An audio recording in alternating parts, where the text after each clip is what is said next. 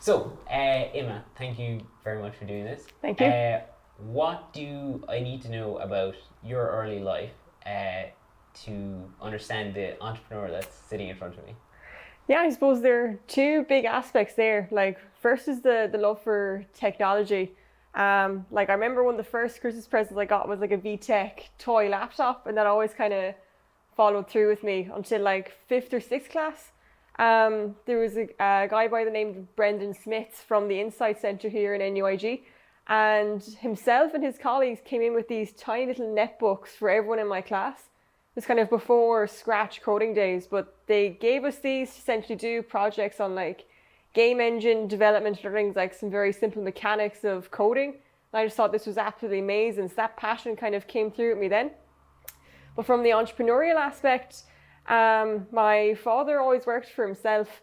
He set up a spar business back when I was like 8 or 9.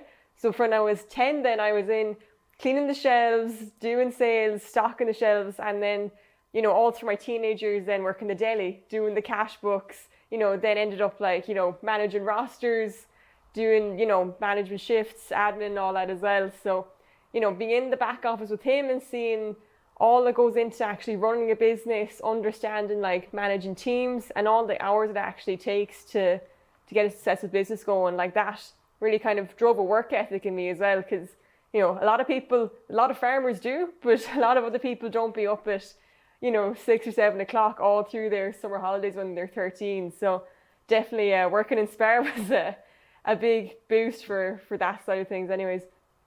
Gotcha. And like a lot of people would see all of that kind of work that you have to do and run the opposite way. What drew you towards it? I mean, so there are a few kind of aspects to it in that, for me, like a huge passion was trying to make an impact in an area that I felt really passionate about. So I love technology, but I'm also hugely passionate about health and fitness. Like in technology, there are huge ranges of careers you can take in Ireland between all the big, Microsoft, Google, Apple. They're all here.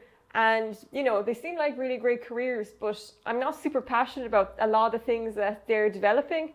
Sports, fitness, health, that's exactly where I want to spend my time and building great technology. So also along with that, I'd be very passionate about social justice and building up fair and equitable companies because, having lived through, the recession when I was, pretty young, let's say, seeing all like Wall Street greed and then, learning more about corporate corruption, like I really wanted to build my own company that would have based on good principles and kind of equity for everyone involved in it. I'm really passionate about social justice as well. So having grown up through the recession, seeing all the greed in Wall Street, corporate corruption, these are things that I'd be very passionate about and seeing, wealth inequality. Like it's really important for me that people that are building out the core aspect of the company for the product, the engineering, that they're all really involved in the business ownership aspect as well, that they are fairly awarded for all the work that they're doing. Yeah, so it sounds like what you really wanted to do was make your own thing on your own terms. Yeah, essentially, yeah. Because, you have a huge amount of responsibility as an entrepreneur. You have to make all the decisions, but I'm just trying to follow my own kind of North Star. I want to build this product that can have really positive impact on the customers, the actual people using it, that the people that are involved in the company are all really immersed in the building process, not just of the technology, but of the whole team and as the organization grows as well. Perfect. And tell me just a little bit about the problem solution that you're working on with Precision Sports Technology.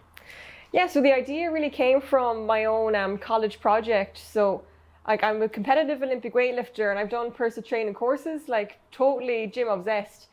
So like when I was training in the gym, when I was squatting really heavy, I'd notice when I was going heavy that my hips would shift during the squat.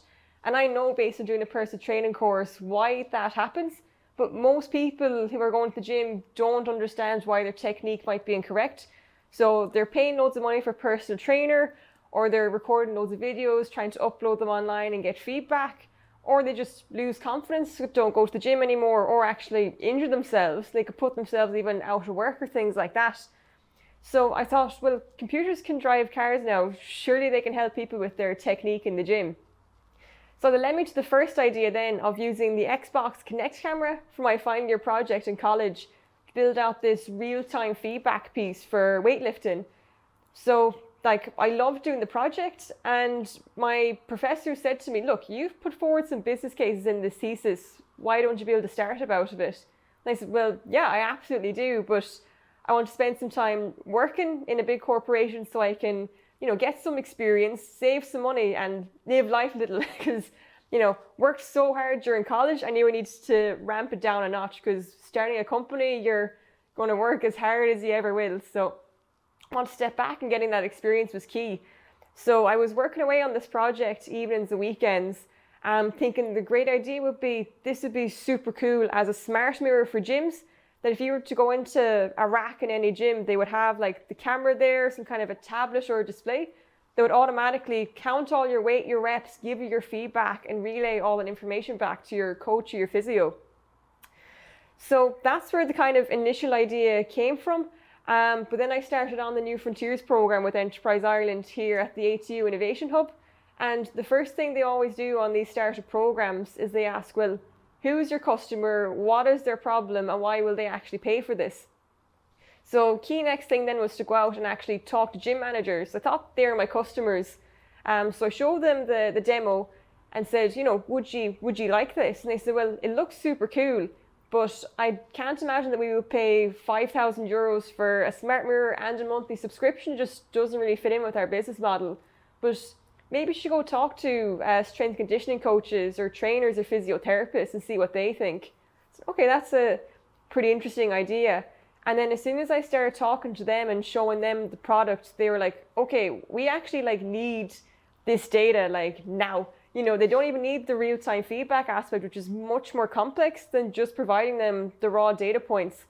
So we had huge pull from that side of things. So we've actually now been able to deploy a much simpler product and build out that machine learning model for the completely individualized feedback based on your injury history, your sporting goals, etc. So yeah, that was kind of a pivot. So we're not developing any hardware at all now. It's strictly a software platform. It can run on an iPhone or iPad Pro model, since they have the depth sensing camera. So we're using the combination of the depth sensing technology and AI to give highly accurate objective metrics on movement competency. Like you had the idea about the and you had it in the gym, and a lot of people have ideas like this every day that could have great applications. What made you feel obligated to go out and actually do it? Oh, well, I have been sitting on it for years at this stage, where it was my college project. I said, right, I'll go out into the workplace, see how this goes. But this was always in the back of my mind. And you'd see some technology coming out, like, for example, Lululemon, acquired this mirror, a smart mirror for helping people doing, personal training class at home. And I was like, oh my God, they've raised, $500 million for this product. That's insane. So seeing all these kind of connected fitness things starting to pop up, particularly during COVID, I was like, right, there is definitely a huge market for this. I need to put more time into it. And then as soon as I started getting that positive feedback from coaches and physios that, yeah, we have a real problem trying to objectively measure movement competency, I said, right, there's a market here, there's a product I can build. I have to do this, or else I'm just going to regret it the rest of my life. So you had the sense that this was really possible, and it wasn't just an idea that it wouldn't exist if someone didn't do it. Yeah, and it's just really good timing as well, because in the sports market now, a lot of what they're using to measure movement competency are just wearable sensors, accelerometers, IMUs, force plates. They're really cumbersome and they're very specific. Whereas it's only now that computer vision AI has gotten good enough that you can run these very powerful models on a smartphone and get that kind of level of accuracy. So really great timing from a technology point of view, but also the market, and that sports teams are crying out for this kind of data. And that remote physiotherapy has become so big since COVID. People realizing that if you don't have to travel 6 hours for physio appointment, you are saving so much time and benefit if you can get similar results while just doing it over a call. But the restrictions with those calls, of course, is that they can't actually measure the patients. So that's where our technology could plug into to that whole system. Yeah, it makes so much sense. So you submitted the project and you got some praise from supervisors, and they suggested doing the startup, and you obviously wanted to take some time. What was your benchmark for being like, this project is ready to go out into the world? So, I mean, the key thing was trying to get some business acumen. So, like, I worked in Spar for years, but it's a totally different business. Like retail, it's very much well structured. Business plans for shops can be very much like dragged and dropped. You know, you need a premises, you need staff, you need stock. Go sell the stock. Whereas for startup, there's a huge minefield in terms of trying to find the customer. You're developing a whole new technology, business model, trying to market it. You know, for raising investment, that's a whole other field in itself, where you're trying to, you know, measure out your financial projections, how many sales you can make on certain times. So that whole piece, to me, I was pretty terrified of. But in Ireland, we have a huge advantage in that we have Enterprise Ireland, the NDRC, and all these other national supports to help people who have an idea actually pursue it. So on the New Frontiers program with A2U, they have the phase 1 and phase 2. Where phase 1, like, anyone can join it, where it's evenings and weekends, you come on some lectures, learn about how to assess a market opportunity, look at how to build out a business model. And then for the phase 2, they offer a small group of people €15,000 over 6 months, €2,500 tax-free, where they teach you all about how to develop a business plan, how to research the market, how to build out these projections for fundraising. So it gives you kind of a safety net. And that, okay, I can take these 6 months, and if that doesn't work out, well, I can go back to the day job or get something else.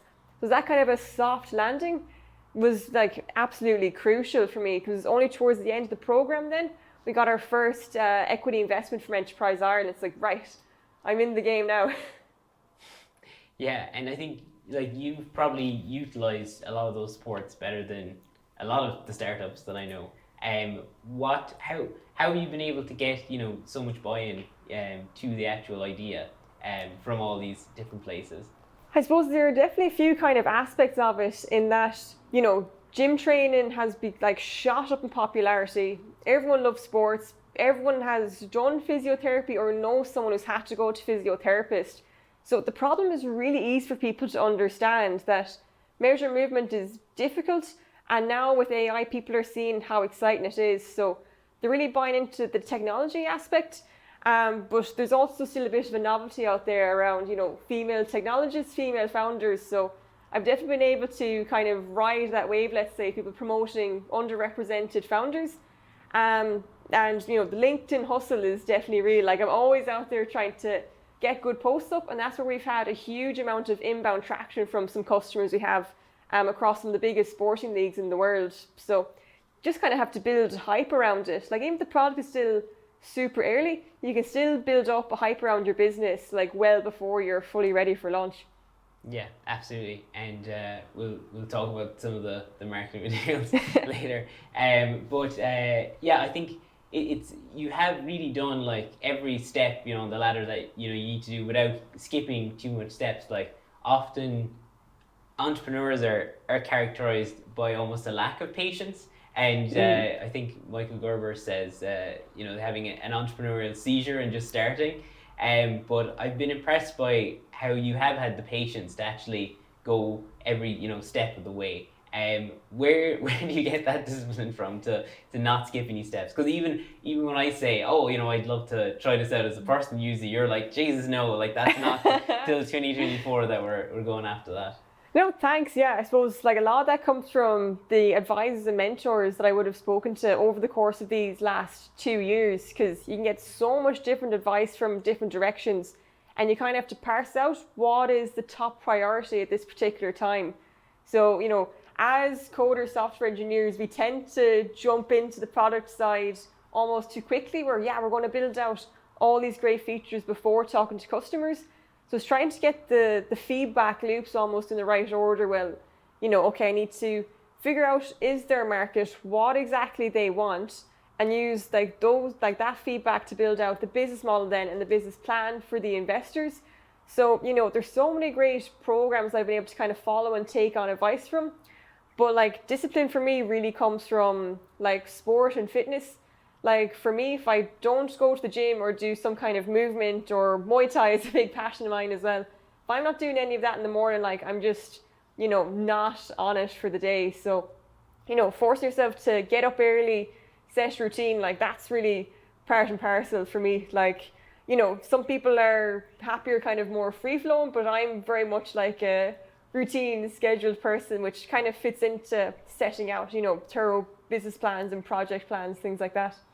Gotcha. And does that mean you're doing just a 9 to 5, or are you working outside of that as well? Oh, 9 to 5 is would be nice eventually, maybe, but like I just love jumping out of the bed in the morning, getting my workout in, do some, like I'd have my day kind of structured in that. In the morning I try to get through short rapid tasks like sending out emails, doing some documentation, having some like short meetings, and then the afternoon then is more for kind of deep focus, any creative work, any code reviews, things like that, designing architecture, like just have to structure the day a different way.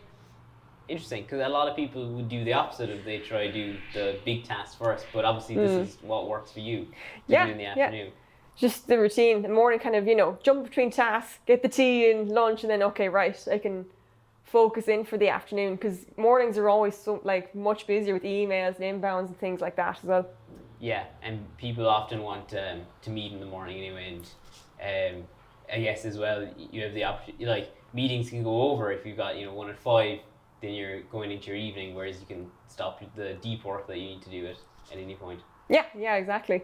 I think it was a quote from one of the blogs that you did where you said that sometimes you have to pull yourself away from the last task just to eat something or switch off for the evening, and then even then your brain is coming up with ideas. Did you find a solution to that since then, or is it even a problem in the first place?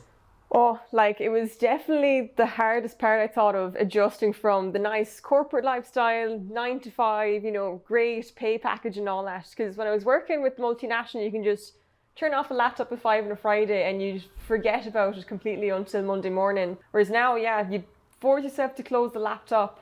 There's still be stuff spinning in my head throughout the evening. I'd be, like, it's funny, LinkedIn has now become the thing I'm always just scrolling through the most in the evening. Like, totally replaced Instagram or Twitter or anything else I'd have been looking at.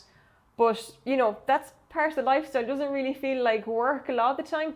Like, I'd be super disciplined about trying to go to bed at a good hour, do 15 minutes of yoga, read my book, and then I can actually sleep pretty well at night then, knowing I'm, if I get good rest, I'm up early, I can tackle things to the best of my ability, because for me, after 8 in the evening is just totally diminishing returns. I could be trying to, get a slide deck together, but it'd be nothing like the way I'd be able to put it together at, 10 in the morning once I'm properly in the routine again.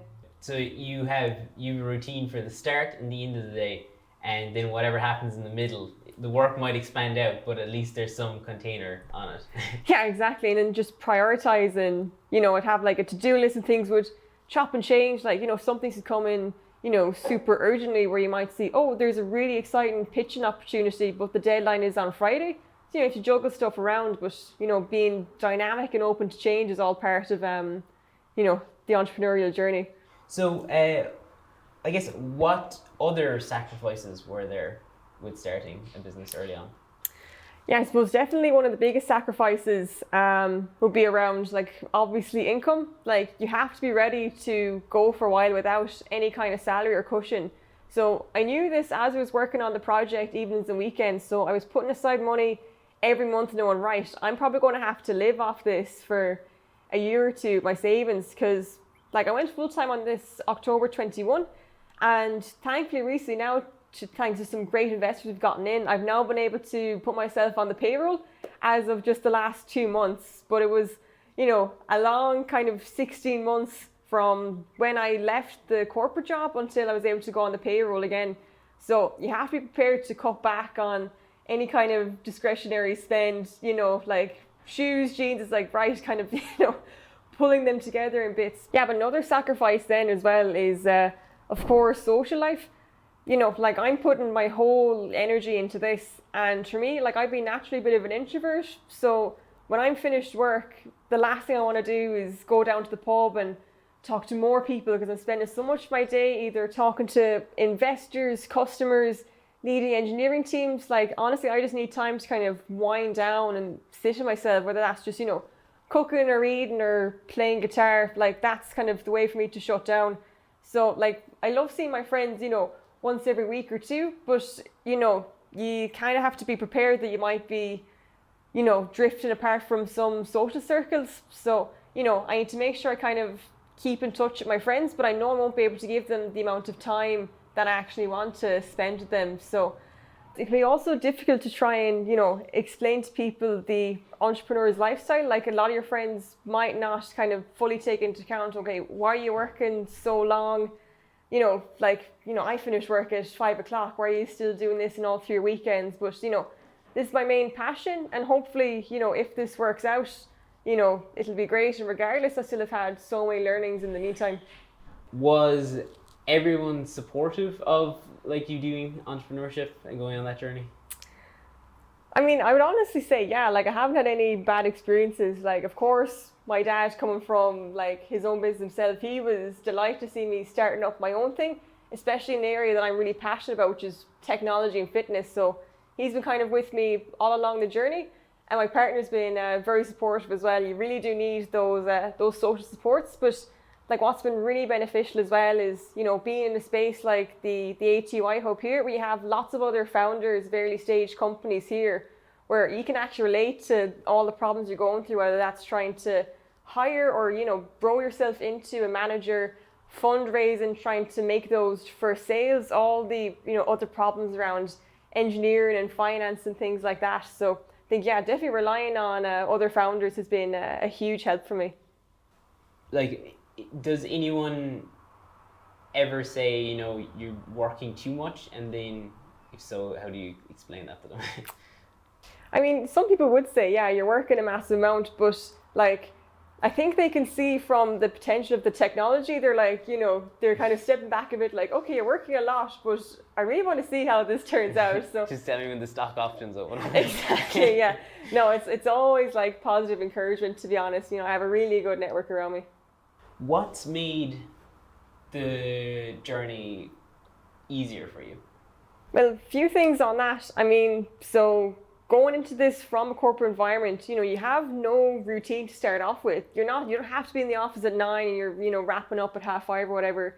You kind of have to set your own routine and your own boundaries. So for me, getting a really solid routine in place around, food, sleep, exercise is absolutely crucial, because if you don't have the right amount of energy, you just can't do the work. So setting those kind of internal processes that I can control is hugely important, because there's so much you can't control in your business, whether that's, inbound needs or people ignoring emails or engineering problems that crop up you weren't expecting. So whatever I can kind of control outside of the day-to-day, the business, is really key to me, calming down and keeping going. But of course as well, what's made it easier is all the supports you have around Ireland. So Enterprise Ireland are huge with their New Frontiers program that got us started. Mentoring programs with the NDRC, they have their pre-accelerator program, founders weekends, office hours that I would have been able to engage with all along. So it's hearing first-hand experience from former founders or people who've worked with startups for years and know exactly the journey that we're going on. We're actually at a huge advantage here, because I was recently at an accelerator program in Austria. So there were 320 startups in Europe that applied for this program. And thankfully, Precision Sports Technology was one of the top 5 in Europe to get into this program. We were all really closely connected, all the founders and the mentors. So we could really, relay our problems to each other and help each other out and support ourselves. So yeah, it's that kind of network is absolutely crucial to, we're so lucky in Ireland, because some of these people I would have met on this accelerator program in Austria, and other countries around Europe, they don't have the kind of supports that we have here with Enterprise Ireland and the NDRC. They thought, wow, you just got €15,000 for just your idea to build it out. I was like, yeah, they're trying to, get local indigenous companies up and running. So, you don't actually think about how privileged we can be here compared to other places. I think would be even more advanced. So yeah, really great to be starting up in Ireland. So what at the moment excites you about the future? Oh, so like we've a huge milestone coming up towards the end of the year now where we're going to be launching our product commercially for the first time. So the past few months we've been going through technology validation, so seeing just how good our technology is compared to the laboratory gold standard. We've been getting some incredible results back from that. So we have a new engineering team in place now. We're building out the last few key features we need to actually bring this to market. So putting this into the hands of coaches in gyms, physiotherapists is going to be a huge jump. To be honest, I'm definitely a bit terrified because this has been kind of like the baby internally. Like I've been getting a lot of feedback, making a lot of changes based on that. Once it goes into the live environment, it'll be, a big challenge, but super excited about it. Is there any skill that you didn't expect that you'd have to learn before you started? Oh, that's a good one. I was trying to do my own VAT returns for a few months, like going through all my receipts. These things you just don't really think of when you're starting a brand new business. So just kind of embracing learning and not being kind of afraid to tackle anything. Like trying to learn UX design like myself at home because I needed to have wireframes to show customers to get feedback on the product without having to build out all the code. Whereas, initially I thought, yeah, I'm building out technology, I'll put a nice label on it and it will sell. There's a whole other world of things. You just have to learn and grow. And then as the business adopts and we can take on some funding, we can have our specialists in-house then and invest in some key materials like marketing, accountancy, things like that. Mm-hmm. And have you changed the way you learn things? I'm definitely in it with more open eyes now because, at the start it was very difficult thinking, oh my God, it's taken me so long. Like the fact that there's new stuff all the time. It's like, it's not even maybe that you wouldn't have learned that stuff before. It's just now you absolutely have to because there's the money and business on the line. Well, exactly, yeah. If I don't do it, it's not going to happen. So you just have to embrace whatever comes your way. Do you have any asks for people that you want to put out at the end of this? Yeah, so at the moment we are raising our pre-seed round. So this is our first batch of external funding that we are taking in. So right now we've built out technology and it works incredibly. We have 50 customers signed up from some of the top leagues in the world, from the UK, the US, and in Ireland. So right now we need to fund the business to get this product to the next level. We're going through our commercial tests now, but come the new year, we need to start selling this out into the market, converting our high value clients in the UK and the US. So right now we're looking for angel investors, venture capital, or people who are just interested in putting some money into startups to reach out to us and see, how could we work together? Because we are offering equity on the table. So if you are interested in having a piece of precision sports technology and following us on the journey and hopefully reaping the rewards, please reach out to us and I'd be happy to have a conversation. All right. And is there anything else that you think we need to mention in the interview about your team or any details that you want to, if you were thinking about a biography? Yeah, so I've been incredibly lucky with the LinkedIn hustle is real. So, I've been spending so much time browsing on LinkedIn, but some of the greatest breaks in the business have actually come from that. So for example, last year I was scrolling through LinkedIn and saw this post from Sean McVeigh saying, after 3 years in Output Sports, I'm looking for new opportunities in sports technology. So jumped on his profile. He had 7 years in sports tech sales. He was a strength and conditioning coach, a well-accomplished athlete. He was the exact profile of someone I needed to be my commercial lead because, I'm a technical founder, but, most advisors or investors I'd spoken to said, look, someone is going to need to do the selling. You need a commercial lead in this as well. And the fact that Sean is based in the west of Ireland, he loves the technology. He thinks it's a leap above anything he's worked with before. So to have Sean on board now full-time as our commercial lead has just absolutely accelerated the business. So it's brilliant. You need to have a leadership team around you because, the solo founder life is really tough. You're trying to manage the team. You're trying to do everything at once. So getting good people on the team with you is absolutely crucial. So last I heard you had 50 plus customers signed up to trial the software, and some of them from major sporting leagues around the world. How did you get that kind of traction in the last 2 years, and why is your business changing the market? Yeah, so initially all our customer conversations were with gym managers just around Galway here. And then it was just kind of those +1 referrals, like, oh, you go talk to this physio. And then they're just like, okay, this is really cool, but it might not suit our clinic. You should talk to this guy who's doing physiotherapy with a GA team. And then he knows someone else is working with, someone in like the, the URC or the Premier League. And these that network organically just builds out. Like, always leave a meeting finishing up with an ask, like, who do I need to talk to, or will you buy this product? Like, they're the two things you always have to like leave the meeting with.